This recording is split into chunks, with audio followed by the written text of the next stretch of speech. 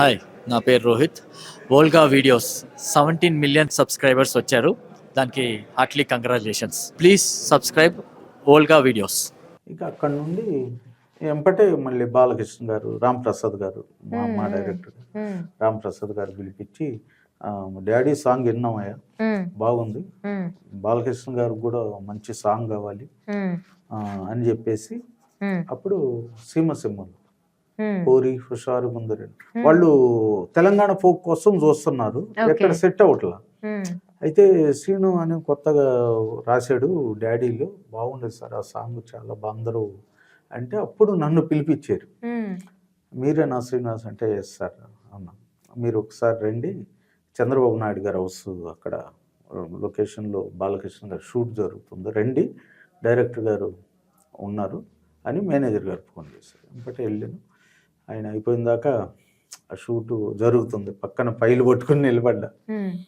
అంటే ఇక రామ్ ప్రసాద్ గారు నమస్తే సార్ అంటే, నువ్వే కదా శ్రీనివాస్, ఆ సాంగ్ విన్నాం డాడీలో, బాగుంది, అప్పుడే సీడీ రిలీజ్ అయిందనమాట, బాగుంది, మనకు కూడా ఫోక్ కావాలి, మంచి బాలకృష్ణ మాస్, ఫుల్ మాస్ అన్నారు. బాలయ్య బాబు గారితో కల్పిస్తాను ఆగు అన్నాడు.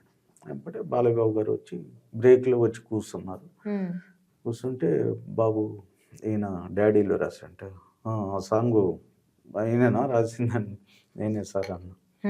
బాగుంది, మనకు మంచి మాస్ కావాలి, మాస్ సాంగ్ అదరగొట్టాలి అయితే అన్నారు అని.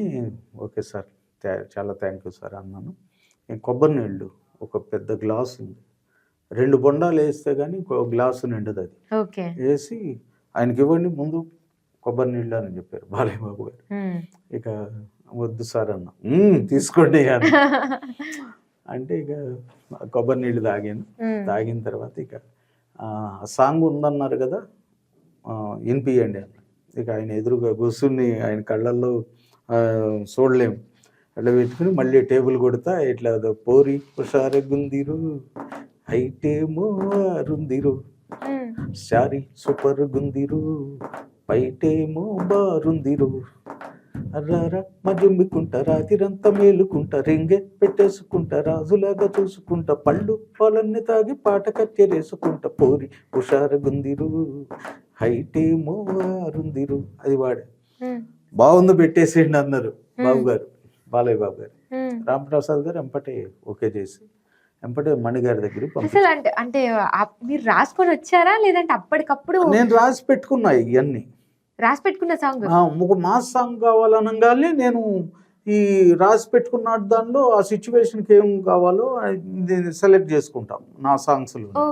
అది మనం రాసి పెట్టుకున్నా ఎంపటే వినిపించేస్తావు ట్యూన్తో పాటు. ఇట్లా మణిగారు ఎంపటే ఓకే చేశారు, మళ్ళీ మెడ్రాస్ పంపించారు, మళ్ళీ రోహిణి ఇంటర్నేషనల్ రూమ్ వేసి మళ్ళీ అక్కడ ఇదంతా ప్రాసెస్. అది రాసి ఆ పాట అయిపోగానే మళ్ళీ పేమెంట్ తీసుకుని వచ్చే ముందు చెన్నకేశ్వరరెడ్డికి కూడా నెక్స్ట్ సినిమా చెన్నకేశ్వరరెడ్డి, దానికి కూడా ఏమన్నా ఉందా అన్నారు మణిగారు, మ్యూజిక్ డైరెక్టర్ మణిగారు. అంటే ఉంది సార్ అన్న. పాడు అంటే, నీ కొప్పులో ఉన్న మల్లె తోట పూయిస్తా పూయిస్తా ఈ పూట, నీ పెదవిలో ఉన్న చెరుకు తోట పండిస్తా పండిస్తా ఓ చోట, అది అని అట్లా వినిపించేశారు. అది ఎంపట ఓకే చేశారు.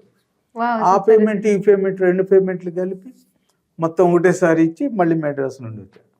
అట్లా నాకు బాలయ్య బాబు గారు, మణిశర్మ గారు, ఎస్ఏ రాజ్ కుమార్ గారు, చిరంజీవి గారు, అరవింద్ గారు, వీళ్ళ సపోర్ట్ లేకపోతే, చెన్నకేశ్వరరెడ్డికి ఏమో వినాయక్ గారు, వినాయక్ గారు చాలా బాగుందని చెప్పి ముందే అడ్వాన్స్ ఇప్పించేసి దాని పేమెంట్ ఇచ్చేసి సాంగ్ చాలా బాగుందని.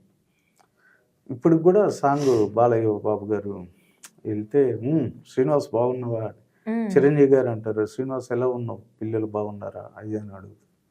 నేను అదే అడుగుదాం అనుకుంటున్నా, అంటే అంత పెద్ద పెద్ద వాళ్ళతో చేశారు కదా, చాలా ఇన్ని పాటలు రాశారు, అసలు ఇంత ఒక్క సాంగ్ తో మెప్పించేశారు అసలు డాడీ నుంచి.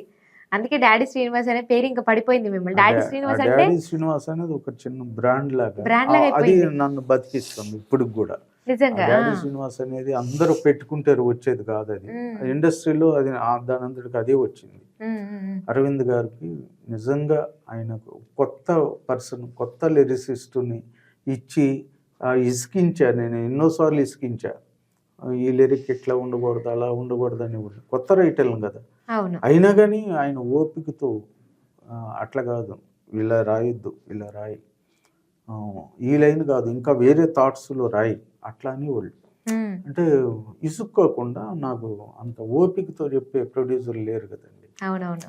అట్లా నాకు అందరూ వాళ్ళందరూ ఓపిక మహానుభావులే ఉండబట్టే నేను ఇన్ని సినిమాలకు రాయగలను. మీకు బాగా నచ్చినటువంటి సాంగ్ ఏది? మీరు మెచ్చిన సాంగ్ ఏదైనా ఉందా? మందార బుగ్గలు అదొక్కటే. అది ఎందుకంటే ఫస్ట్ ఇంప్రెషన్ బెస్ట్ అంటారు కదా. అవును, ఫస్ట్ నాకు ఇంప్రెషన్. ఎప్పటికీ ఆ పాట అలా గుర్తుండిపోతుంది నాకు. ఇప్పటికి కూడా నా కామెంట్స్ ఆ పాటకి, ఆ కామెంట్స్ చూసుకుంటూ ఉంటా. నా మైండ్లో ఏమన్నా కొద్దిగా డిప్రెషన్. మొన్న మా మిస్సెస్ చనిపోయింది.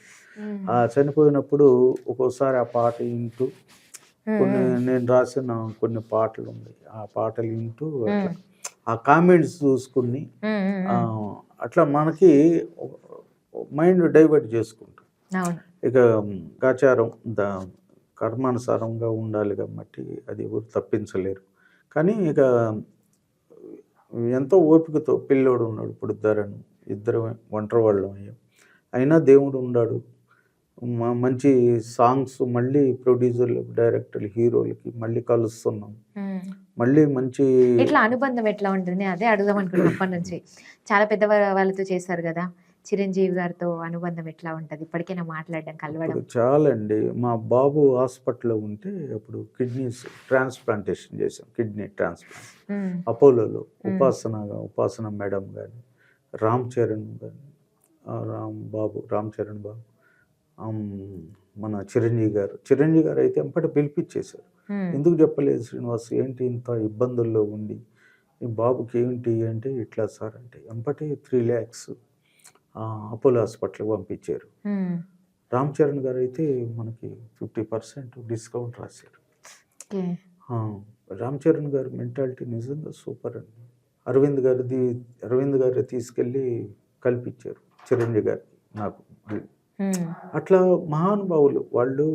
ఈ చిన్న కింది స్థాయి నుండి నంది స్థాయికి వెళ్ళటం కారణం మా మహానుభావుడు అరవింద్ గారు, చిరంజీవి గారు ప్రోత్సాహం, బాలకృష్ణ గారి ప్రోత్సాహం, వివి నాయక్ గారు, వీళ్ళందరూ. ఇప్పటికీ వీళ్ళంతా కలుస్తూ ఉంటారా? మణిశర్మ గారు మాట్లాడతారు, ఆప్యాయతగా మాట్లాడతారు.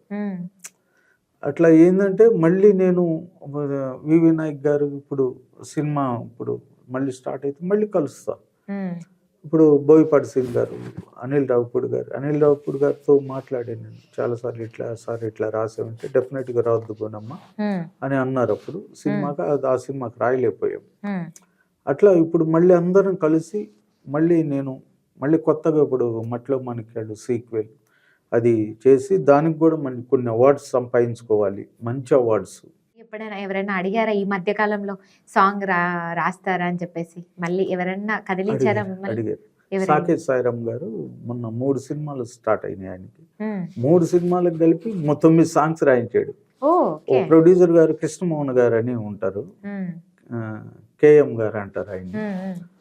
ఒక్క సాంగ్ ఫస్ట్ నాకు ఒక్క సాంగ్ ఇచ్చారు ఒక సినిమాకి. ఆ సాంగ్ మంచి గుంటూరు రోడ్ అని అట్లా రాసాం కొద్దిగా జిమ్మిక్కిలతో. అది ఆయనకి బాగా నచ్చింది. నచ్చి ఈ సాంగ్ ఎవరి చేత రాయించాలంటే ఇంకెవరు ఉండరు, డాడీ సినిమాస్కి ఇచ్చేసేయండి అన్నాడంట ఆయన. అట్లా నాకు 2 పోయి 3 పోయి 4, 5, 6 అట్లా ఆయనకి ఈ మధ్య కాలంలో 9 సాంగ్స్ రాశా. ఆయన ఏమంటే డాడీ శ్రీనివాస్తో రాపి అది కూడా అంటున్నాడంట ఆయన, ప్రొడ్యూసర్ గారు. నా మీద అంత నమ్మకం ఉన్నప్పుడు మనసు పెట్టి రాయాలి, ఆ సాంగ్ హిట్ అవ్వాలి.